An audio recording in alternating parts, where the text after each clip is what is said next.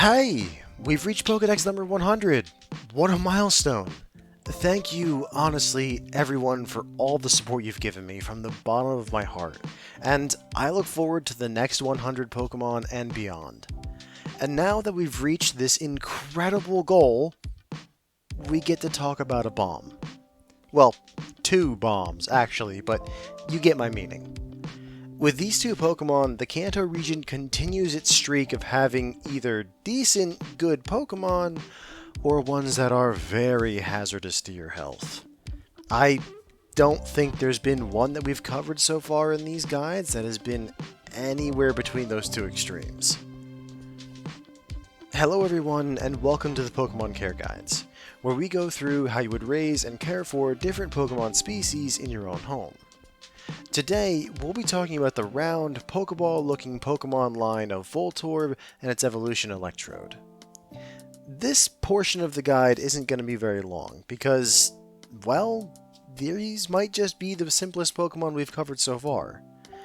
They're both perfect spheres, being perfectly divided into a red half and a white half, with a face on one side of the sphere. Really, the only major differences are the fact that Voltorb has red on the top, where Electrode has white on its top, and Electrode has a mouth. Well, their eyes are a bit different, with Voltorb's eyes being slightly larger and angrily looking on general, and the fact that Electrode's are a lot bigger. Voltorb averages out at about 1 foot 8 inches, or half a meter, in height? I think it might be diameter because it's a sphere, but whatever, I'm going with height. It also weighs around 23 pounds, or 10.5 kilos. Electrode is much bigger than that, being about 3 foot 11 inches on average, 1.2 meters, and weighing an average of 146.8 pounds, or 66.6 kilos. And frankly, it's a surprise that these Pokemon don't weigh more, considering their bodies seem to be made of some unusual metallic material. But that is the overview of these explosive personality Pokemon, so let's get into it and see if these could possibly be the perfect Pokemon partners for you. Enclosure. Okay.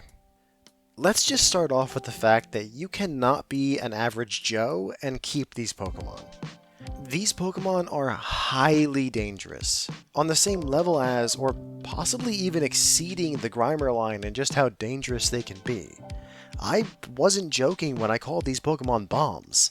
That tendency to explode randomly with even the slightest provocation means that these are considered one of the most restricted Pokemon to own. I'm talking you will need permits, certifications, classes, and twice yearly inspections of you, your enclosure, and the Pokemon themselves just to make sure you're doing this correctly. On top of that, you can't live within 20 miles, 32 kilometers, of a population center. So, I hope you like living by yourself in the middle of nowhere. And you can only have a limited number of these Pokemon at any given time. Oh, and just to top it all off, these are one of the Pokemon that if they ever get out and you can't find them right away, you have to immediately report it to the authorities and you will be fined. Big time. It's a lot. But I really don't think that we should be surprised that the bomb Pokemon have so many safeguards surrounding them. It's a wonder that someone is able to keep them at all. Enough with the safety talk. Moving on to the actual enclosure, you need something that's going to be blast-proof. It isn't a joke that these Pokemon frequently explode. They will gladly set themselves off at the slightest provocation from you or anything else in their environment, including each other. So your first priority when talking about these Pokemon is making a bomb shelter. A comfy bomb shelter that the Pokemon will feel at home in, but a bomb shelter nonetheless. In fact, it's actually going to have the same kind of bones as the Magnemite's enclosure.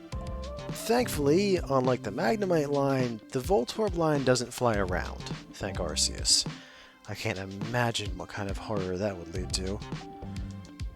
The size and construction of the building is going to be the simplest part of this. The dimensions you should be aiming for are 15 feet by 20 feet for a Voltorb, or 4.5 by 6 meters, and 35 by 50 feet for an Electrode, 10.5 by 15.25 meters. Either way, you will only need an 8 or 9 foot tall ceiling. Remember, the walls need to be built to handle the explosions that these Pokemon are going to be giving off. So, you're going to start with a core of solid steel plating, bolted and welded together. Then, those cores of steel are going to be coated in a thick layer of concrete inside and out, coming to be about 8 inches thick on either side. On one wall, you'll need a door, just in case you do need to get to the enclosure for some kind of reason. The door will need to be hardened steel, about 5 inches thick, so as to defend from these Pokemon's blasts. That will have the unfortunate side effect of also making this door extremely heavy, so let's add being in great shape as another qualification for having these Pokemon. And finally, you'll want to install some lighting in the enclosure. You can do this by either having windows installed or having electrical lighting put in. I would actually recommend both, but they have some stipulations. The windows need to be reinforced glass, to the point where you probably won't be able to see through them. In reality, these will just be for letting in natural light to the enclosure, and because of that, they're more useful as skylights than actual wall windows. And the lighting will need to be recessed into the ceiling and be covered by another layer of reinforced glass, so the bulbs don't just shatter when your Pokemon goes boom. Thankfully, we don't have to worry about Voltorb and Electrode draining the lights, as they can't reach them, unlike the Magnemite line. Which nicely segues into our next topic. One of the major things that you have to remember for these guys is that they feed on electricity. It's why they're most commonly found in power plants in the surrounding areas. During the construction of the enclosure, you're going to have to run power lines through the walls so that they can access the power they'll need for the feedings.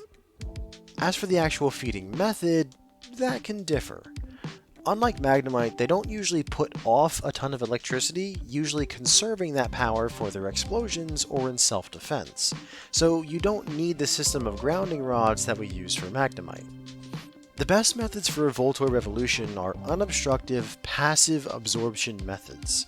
Things like outlets set into the walls that they can suck the power out of, or a specific spot in the floor that acts as a charging pad, where they roll over it and just get some electricity from it, almost like a wireless charger for your phone. Those are just two of the most common examples that I found online, but as long as whatever you do doesn't become something they can bump into and set themselves off, then it should be good for this evolutionary line to feed on. The amount of electricity you'll allow these guys will need to be talked about, but I'm going to save that for the care section of this guide because it's essentially their feeding. In essence, this entire enclosure section has been about limiting the amount of times this Pokemon detonates itself, and containing that blast when it does as best we can. But, no matter how well we build it, if it's getting hit with explosions a dozen times a day, it's not going to last. Thankfully, there are a few ways we can modify this enclosure to be more Voltorb friendly.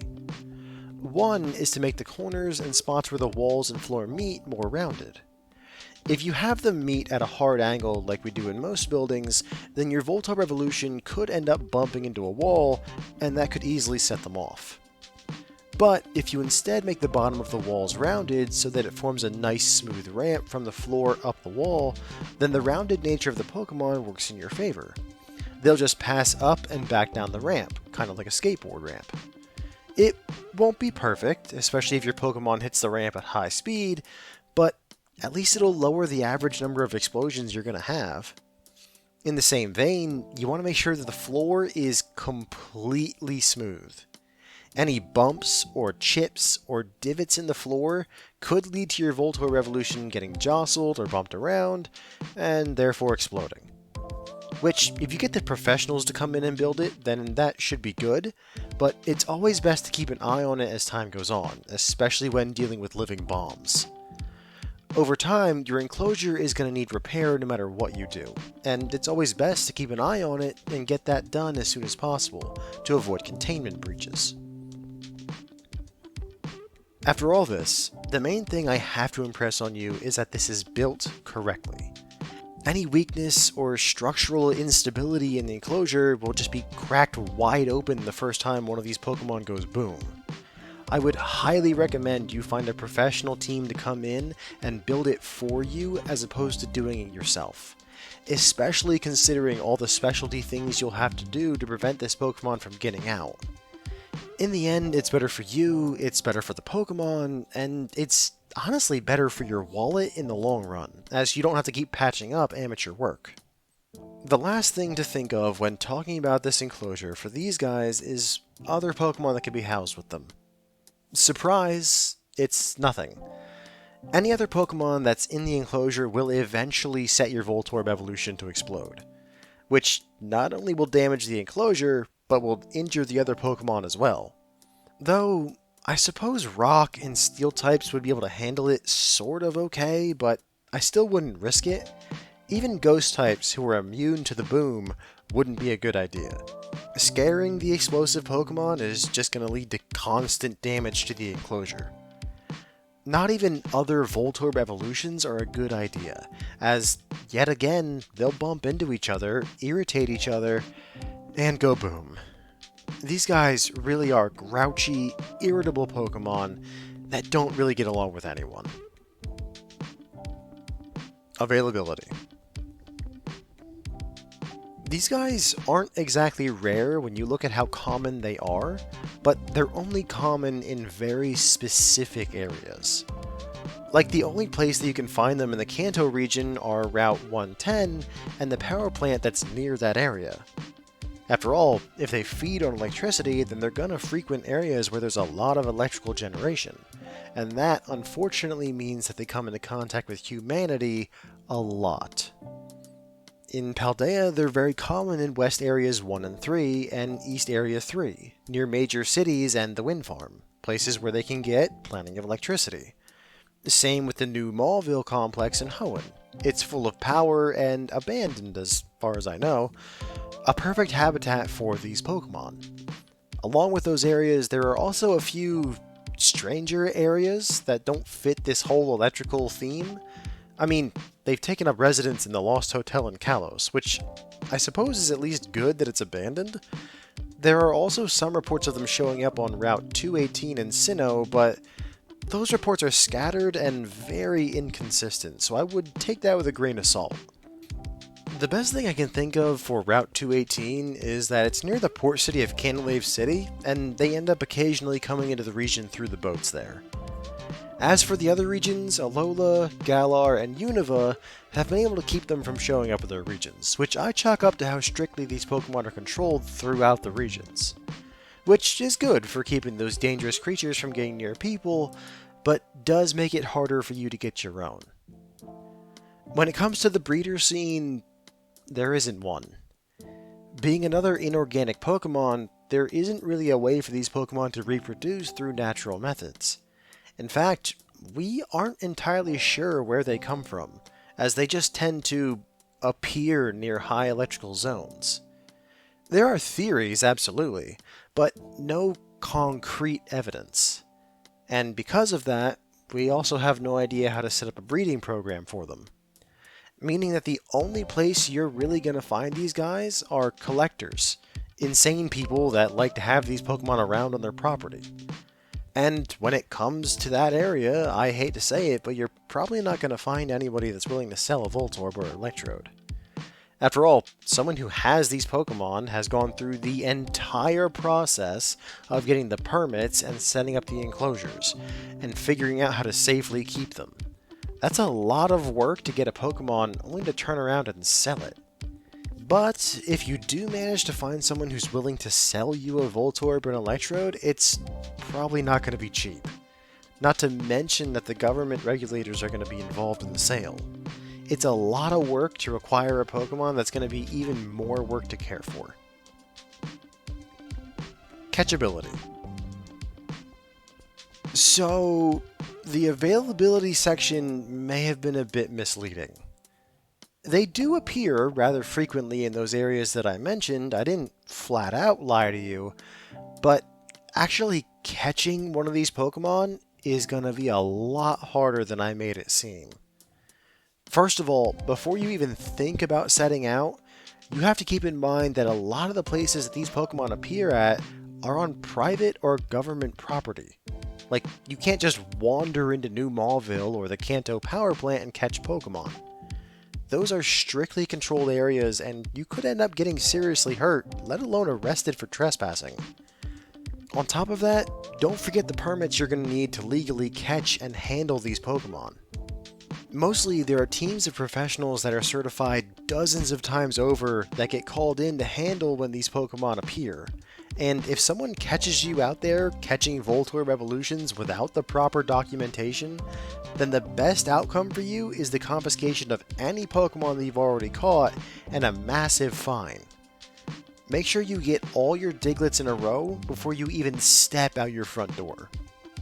When it comes to the Pokemon themselves, surprise is going to be your biggest advantage.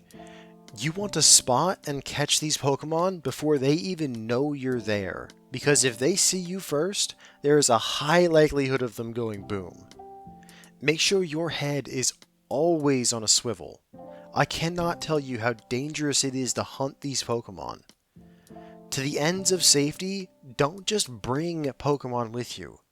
For the first time in this series, a Pokemon is so dangerous to hunt down that I'm going to recommend that you bring another person with you to help you keep an eye out and to get help if you need it. These Pokemon are fast and explosive, meaning they can very quickly get in your face and do some damage. When we do look at Pokemon that you should bring with you, a ground type is a must. It's the only type that's super effective against electric types and should be able to handle most of what comes out of a Voltorb. Other suggestions are rock and steel types, as they're the ones that'll be least affected by the explosions. And Pokemon with the lightning rod and damp abilities would also be a good idea, as they can shut down part of what a Voltorb evolution can do. In essence, the number one thing to keep in mind when hunting down these Pokemon is safety. Anything you think that'll protect you out there while looking for these guys, it's worth a shot. When it comes to Pokeballs that should be used for these guys, honestly, I hope you get the surprise on them and catch them in a quick ball. That's your fastest and safest bet here.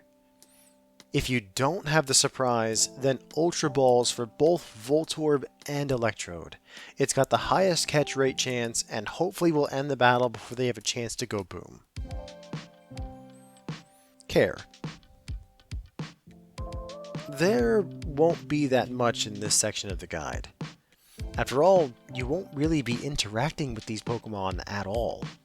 You don't have to feed them. Training them is a non-starter, and you shouldn't even be entering the enclosure unless these Pokemon are in their Pokeballs first. Realistically, the only thing you have to worry about care-wise from these Pokemon is their health, how much electricity you're allowing them to have, and the integrity of the enclosure. When it comes to electricity, you really need to be careful how much you allow them to have access to. This isn't like the Magnemite line or even the Pikachu line where you can allow them to have access to unregulated electrical currents and trust the Pokemon to regulate the intake themselves. No, these Pokemon will gladly absorb an excessive amount of electricity if you allow them to. Now, that wouldn't be a problem with any other electric type line. After all, an excess of electrical power often leads to them just needing to burn it off, maybe a few mood and temperament issues along with it. It makes these Pokemon more prone to exploding. The bomb Pokemon get even more explosion happy if they have too much electricity in their systems. So when you set up the feeding method for your Voltorb evolution, you have to include a way to throttle the amount of power they're able to draw over the course of the day. But you can't limit it too much or your Pokemon will end up running out and essentially starving. You have to walk a fine line between too much and not enough. Unfortunately, I tried to do research and understand how much electricity would be good for you to allow them and how to do it, but I got lost in the minutiae. Let's just say there's a very good reason I'm not an electrician, and all the electric Pokemon that I own generate it themselves instead of sucking it out of something. Best I could tell, the perfect amount that you're looking for is different for every member of the Voltorb species, and the trend tends to be that the bigger the Pokemon, the more electricity it can hold before its explosion ability becomes unstable. Aside from that, it's really going to be up to you to experiment and find the point where your Voltorb evolution is satiated without becoming unstable. I should add on here that you had better make sure you have a backup system that'll supply the enclosure with electricity in the event your power cuts out, like in a very bad storm. If your power goes out for longer than a couple days, then a backup generator is a must so that your Pokemon doesn't end up starving. Talking about the explosions, let's cover a few things that could result from that. One is that the explosions are not risk-free for your Pokemon. They do damage the Voltorb evolution somewhat when they do it. Thankfully, one or two won't be an issue, but if your Pokemon is blasting off a bunch over the course of a day, like let's say for instance, if it absorbs too much electricity, then you should put it back in its Pokeball and bring it to the nearest Pokemon Center. Going off like that is liable to really injure your Pokemon. And when you do this, call ahead so that they can get ready to handle your Voltorb evolution. Do not surprise them with this, it's a good way to get in the bad side of your local Nurse Joy. As well, you should always keep an eye on the enclosure. Look for damage caused by the Pokemon. Anything. Cracks in the walls, the windows are loose in their housing, even if there's a frayed and damaged electrical wire. The smallest thing could be an issue with these Pokemon, and it's best not to take chances. Be sure to inspect the enclosure at least once a day to be sure that the enclosure isn't getting damaged. Twice a day if your Pokemon is acting unstable and exploding more often. And if you happen to find any issues, then call someone to come back in and fix it immediately. One small thing could easily cascade into many more if you're not careful about it. Cost. If we were only going to consider the Pokemon itself, then the price would be in the low category. After all, you can't really get these guys from a breeder, so your best and easiest option is going to be catching your own. But we also have to throw in the cost of the classes you'll have to go through to learn how to effectively handle and raise one of these Pokemon, the licenses you have to apply for, and all the regular inspections and documentation that you'll need. All of that combined could easily shoot this Pokemon up to the high category, or possibly even the very high category. The enclosure isn't going to be a cakewalk either. Not only do you have to essentially build a bomb shelter that's designed to keep a bomb inside it, but one that can handle repeated explosions from that bomb and has the capability to feed that electric type Pokemon. To build it, you're going to have to hire some professionals to come in and build it for you, so you're looking at the very high category for the enclosure. And that's not even taking into consideration that you'll have to do a lot of maintenance and repair on it through the years.